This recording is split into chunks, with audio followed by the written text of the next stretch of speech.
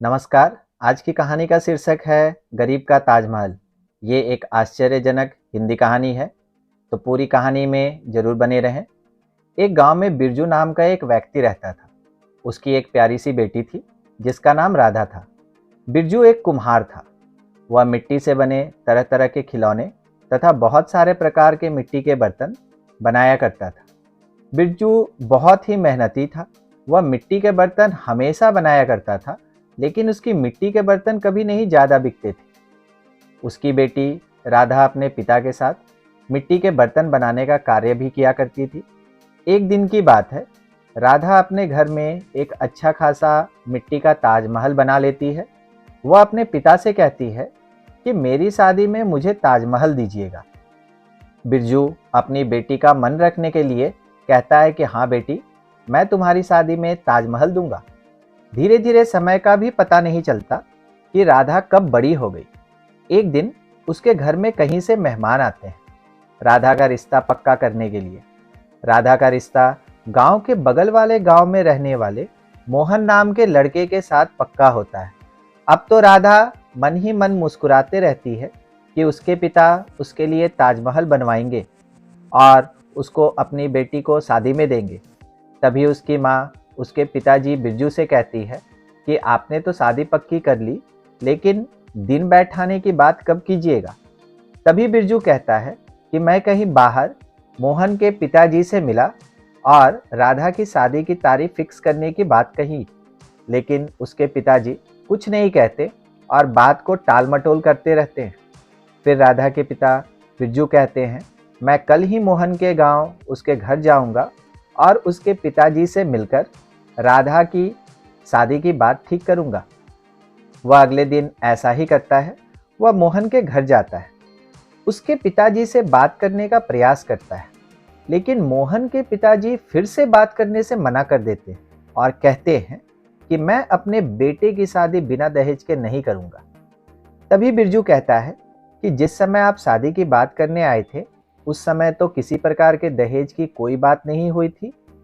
तभी मोहन के पिताजी कहते हैं, सही बात सही समय पर किया जाता है और यह बात करने के लिए अभी सही समय है।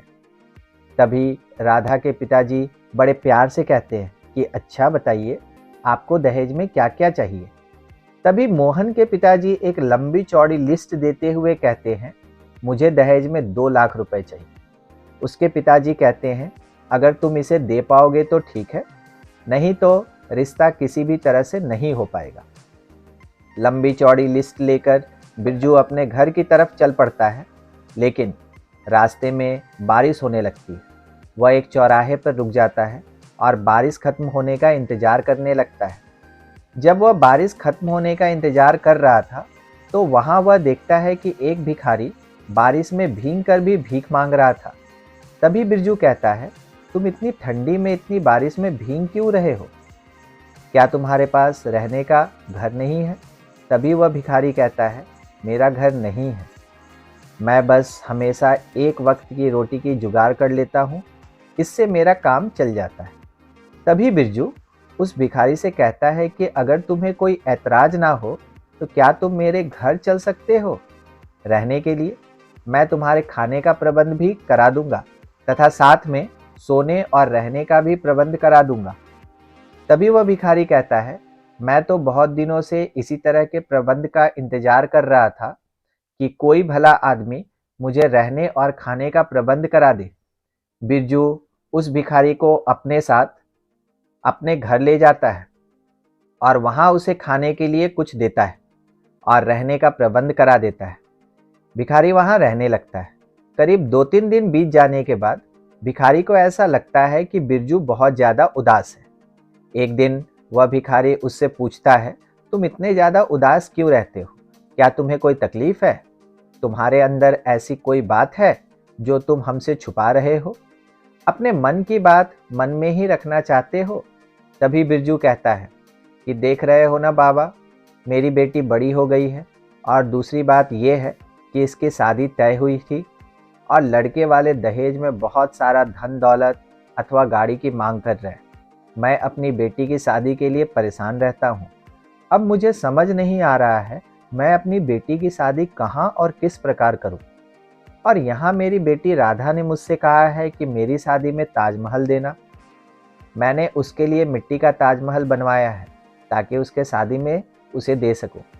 ये बात सुनकर वो भिखारी थोड़ा मुस्कुराते हुए बिरजू से कहता है, तुमने मेरी मदद की, मुझे खाने के लिए दिया, रहने के लिए घर दिया और इतना आदर सत्कार दिया। घर में परिवार के सदस्य की तरह रखा। अब मेरी बारी है कि मैं तुम्हारे और तुम्हारी बेटी राधा के लिए कुछ करूं। वो भिखारी एक बहुत बड़ा जादूगर था। उसने अपना जादू चलाया और देखते ही देखते एक बड़ा सा ताजमहल के जैसा भवन बन के तैयार हो गया।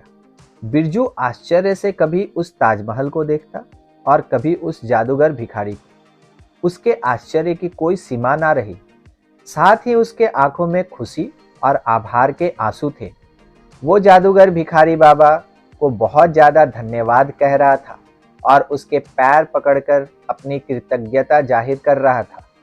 गांव के एक दूसरे आदमी ने बिरजू और भिखारी के बीच होने वाली इन बातों को सुन लेता है और नया बना हुआ ताजमहल और उसके ऐशो आराम को भी देख के चौंक जाता है।